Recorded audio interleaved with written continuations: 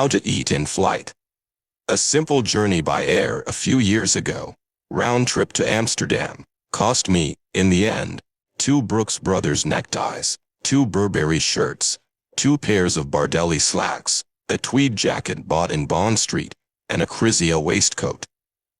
All international flights observe the commendable ritual of serving a meal. However, as everyone knows, the seats are narrow, the tray is similarly small, and the ride can sometimes be bumpy. Moreover, the napkins provided by airlines are skimpy, leaving one's abdomen vulnerable when worn inside the collar, and exposing the chest when unfolded in the lap. One would think that compact foods would be the logical choice to avoid making spots. Indeed, there are many options for compact foods, such as breaded veal cutlet, grilled meat, cheese, French fries, and roast chicken. On the other hand, spot-making foods include spaghetti with abundant American-style tomato sauce, eggplant parmesan, pizza straight from the oven, and consommé in little bowls without handles.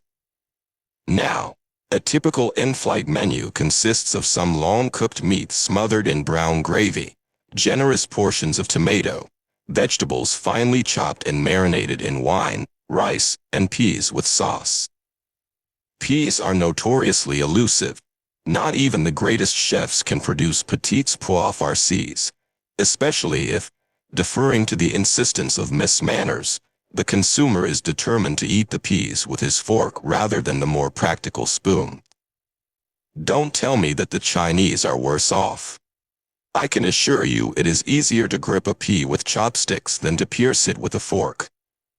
It is also pointless to rebut that the fork is used to collect the peas, not to pierce them, because forks are designed for the sole purpose of dropping the peas they pretend to collect.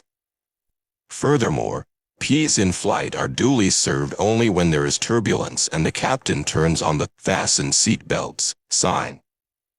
As a result of this complex ergonomic calculation, the peas have only 2 alternatives. Either they roll down your shirt front or fall onto your fly. As the ancient fabulists taught us, to prevent a fox from drinking out of a glass, the glass must be tall and slim. Glasses on planes are short, squat, rather basin-like, so any liquid will spill, obeying the laws of physics, even when there is no turbulence. The bread is not a French baguette, which you have to tear with your teeth even when it's fresh, but rather a special friable roll which, the moment it is grasped, explodes in a cloud of fine powder. Thanks to Lavoisier's principle, this powder vanishes only in appearance. On debarking, you will find that it has all accumulated under your behind, managing to stain even the seat of your trousers. The dessert tends to the meringue genre, and its fragments mix with the bread, or else it dribbles over the fingers immediately, when the napkin is already steeped in tomato sauce and hence unusable. True, you still have the perfumed towelette, but this cannot be distinguished from the little envelopes of salt, pepper, and sugar, and so, after you have put the sugar in the salad, the towelette has already ended up in the coffee, which is served boiling hot and in a heat-conducting cup filled to the brim, so that it may readily slip from your seared fingers and blend with the gravy that has now congealed around your waist. In business class, the hostess pours the coffee directly into your lap, hastily apologizing in Esperanto. Airline quartermasters are certainly enlisted from the ranks of those hotel experts who adopt the only type of pot that, instead of pouring the coffee into the cup, scatters 80% of it on the sheet. But why? The most obvious hypothesis is that they want to give the traveler an impression of luxury, and they assume he has in mind those old Hollywood movies where Nero always drinks from broad-brimmed goblets that spatter wine on his beard and his chlamys, or the pictures where a feudal lord gnaws a haunch of meat that smears grease on his lacy shirt, as he embraces a courtesan.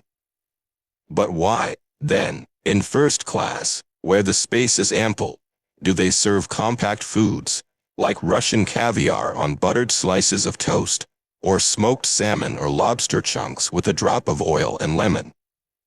Is it perhaps because in the films of Luchino Visconti, when the Nazi aristocrats say, "Shoot him," they pop a single, compact grape into their mouth?